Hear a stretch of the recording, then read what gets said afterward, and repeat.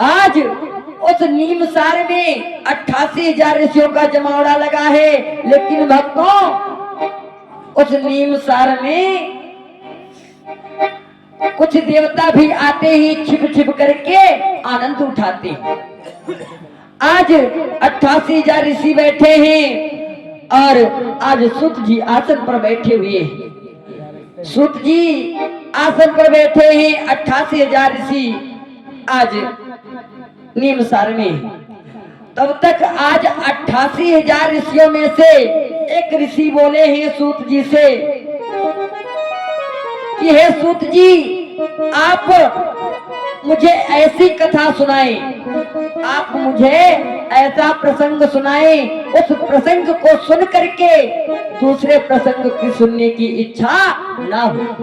आज जैसे इतनी बात को सौनक ऋषि ने कहा सूत जी से, तो आज सूत जी ने अपने मन में विचार किया कि सौनक ऋषि कौन सी बात कह रहे हैं, कौन सा प्रश्न, कौन सी कथा सुनना चाहते हैं। इतना बड़ा प्रश्न कर दिया है। आज भक्तों क्या हुआ, सूत जी अपने मन में विचार किया और विचार करके बोले, है सौनक ऋषि सुनो, आप कह रहे हो ऐसी कथा सुनाओ, तो मैंने विचार किया है और हमारी समझ में एक बात आई है, आप उसे सुनिए। आज क्या हुआ, आज सूत जी बोले हैं सौनक ऋषि से कि लीलाएं परम रसीली हैं, अरे भक्तों का भाव जागले हैं।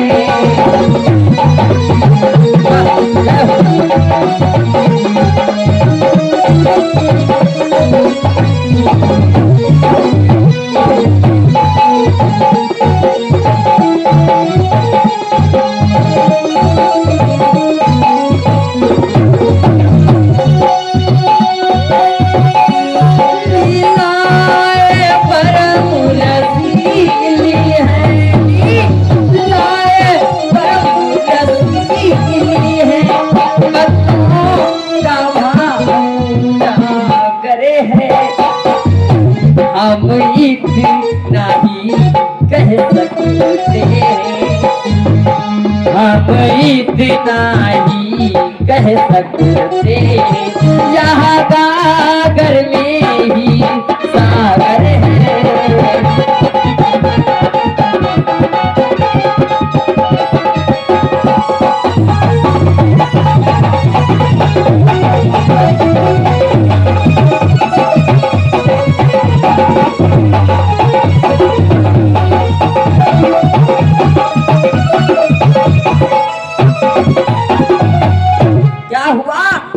सूत जी कहने लगे अपने मन में विचार करके, है सौनक ऋषि, आप कह रहे हो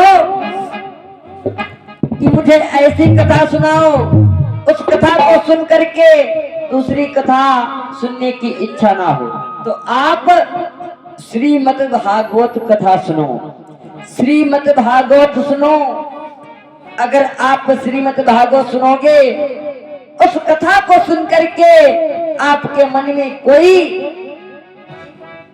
किसी बात का भय नहीं होगा और किसी बात का प्रसंग नहीं उठेगा कि ऐसी नहीं ऐसी कथा सुनी। आज जैसे ही इतनी बात को सौनक ऋषि सुनते हैं, आज सौनक ऋषि ने पुनः प्रश्न कर दिया, यानी दोबारा प्रश्न किया है, हे सूत जी, आप कह रहे हो श्रीमद् भागवत कथा सुनो, अरे आप मुझे ये बताओ श्रीमद् भागवत कथा सबसे पहले किसने सुनी है। क्या हुआ, जैसे इतनी बात को सौनक ऋषि कहते हैं सूत जी से, आज सूत जी अपने मन में विचार किया और कहा, सुनो, सबसे पहले कथा सुनी है ज्ञान और वैराग्य ने, सबसे पहले कथा श्रीमद् भागवत सुनी है ज्ञान और वैराग्य ने। तो आज सौनक ऋषि कहने लगे कि हे सूत जी, किस लिए कथा सुनी, क्या कारण था। तो आज सूत जी कहने लगे, सुनो, एक बार की बात है, देव ऋषि नारद भगवान का नाम रटते हुए जा रहे थे। आज भगवान का नाम रटते रटते यमुना जी के किनारे से निकलते हैं। यमुना जी के किनारे से निकलते हैं तो वहां पर देखा है एक स्त्री, दो पुरुष लेटे हैं। आज स्त्री बैठी है, रो रही है, और पुरुष आज लेटे हुए। क्या हुआ? नारद जी ने देखा तो नारद जी अपने मन में विचार किया कि किस कारण से रो रही है, क्या कारण है। नारद जी आगे बढ़े, आगे बढ़ करके क्या बोले, है तरुणी के सुंदर रसिक नयन, अरे मन ही मन व्यथा रो रहे थे।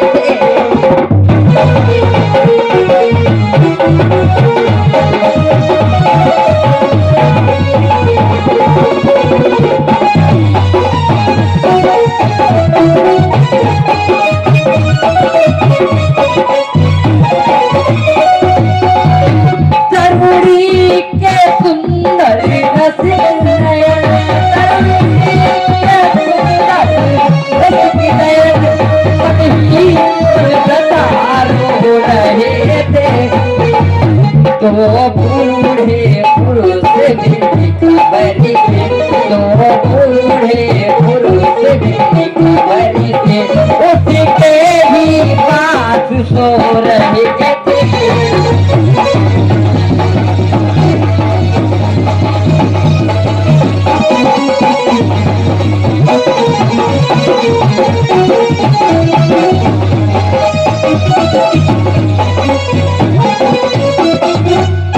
क्या हुआ?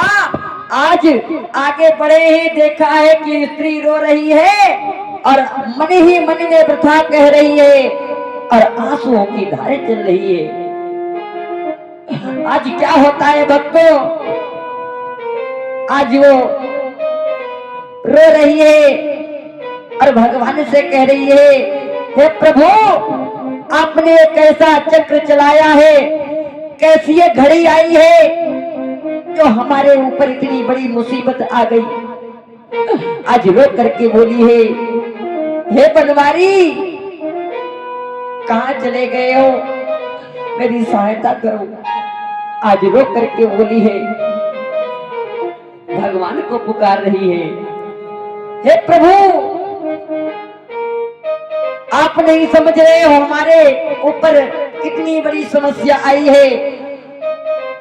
आज इधर माता जवान बैठी है और हमारे पुत्र बुढ़ापे से घिरे हैं, दुनिया वाले हंसी उड़ा रहे हैं। आज रो करके बोली है, हाय पकड़ लो हाथ बने वारी, हाय पकड़ लो हाथ बने वारी, नहीं तो डूब जा।